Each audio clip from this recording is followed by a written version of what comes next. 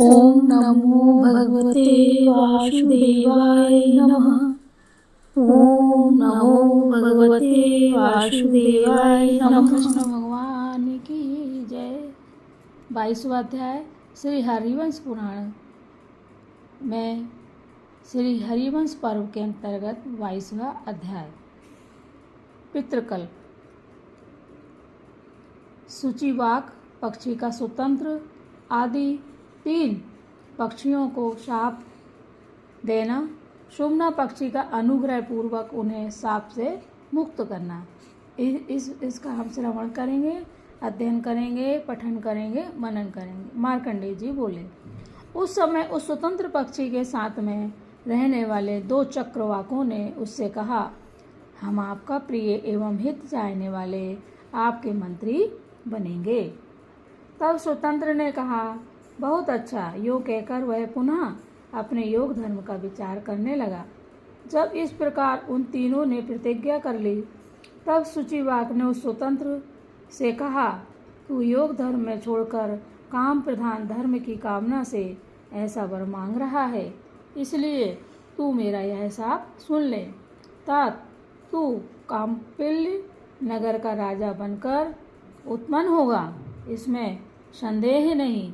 तेरे ये दोनों मित्र भी तेरे मंत्री बनकर उत्पन्न होंगे।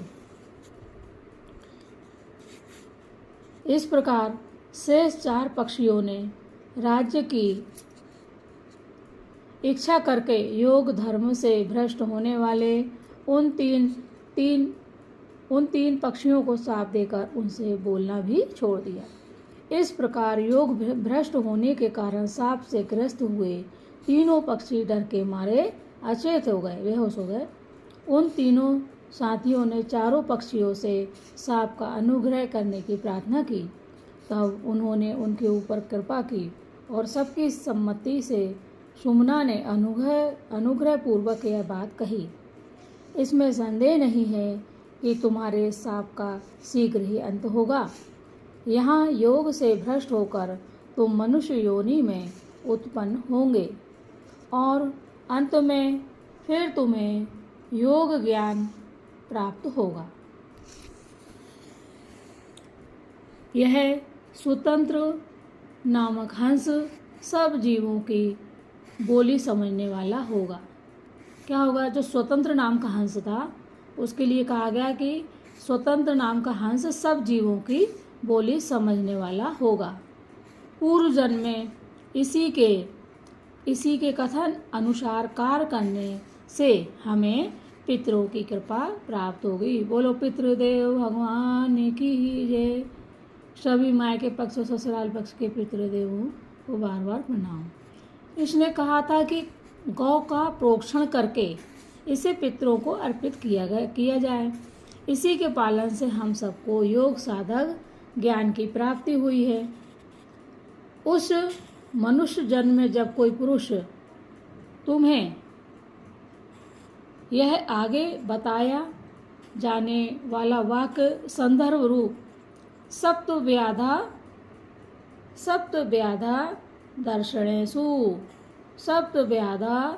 दशाणेषु आदि श्लोक सुनाएगा, तब तुम्हें यह मोक्ष देने वाला ज्ञानमय योग धर्म फिर से प्राप्त हो जाएगा। देखो कितनी हरि कृपा है। क्या सिर्फ क्या सुनाने से? सप्त व्याधा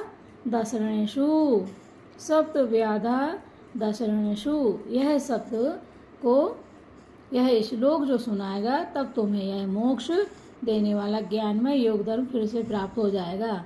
यानी कि ये सप्त व्याधा दशरेषु ये जो श्लोक है, इससे किसकी प्राप्ति होती है? हमारे जो कर्म हैं उनसे हमें मुक्ति मिलकर हमें ज्ञानमय योग धर्म प्राप्त होता है और फिर हमें मोक्ष प्राप्त होता है। इस प्रकार श्री महाभारत खिलवाड़ हरिवंश के अंतर्गत हरिवंश पर्व में पितृकल्प विषयक 22वां अध्याय पूरा हुआ। राधे राधे। जय श्री कृष्ण। श्री कृष्ण गोविंद हरे मुरारी, हे नाथ नारायण वासुदेवा। श्री कृष्ण गोविंद हरे मुरारी, हे नाथ नारायण वासुदेव। संतान गोपाल मंत्र। ओम देवकी सुत गोविंद वासुदेव जगतपते, देहि मे तन्यम कृष्ण त्वामहे शरणं गता। ओम देवकी सुत गोविंद वासुदेव जगतपते, देहि मे तन्यम कृष्ण त्वामहे शरणं गता। हे ईश्वर, जिनकी संतान नहीं है उन्हें संतान दें, जिनको संतान होने वाली है वह श्रेष्ठ संतान हो, संस्कारवान हो और सभी के मनोरथ पूर्ण हो, सभी के बच्चे बाल बच्चे स्वस्थ हो, सभी की मनोकामनाएं पूरी हों। हे श्री कृष्ण, हे श्री हरि, कृपा कीजिए। आप सभी को बार बार प्रणाम। जय श्री कृष्ण। अब हम अगले अध्याय में 23वां अध्याय का श्रवण करेंगे।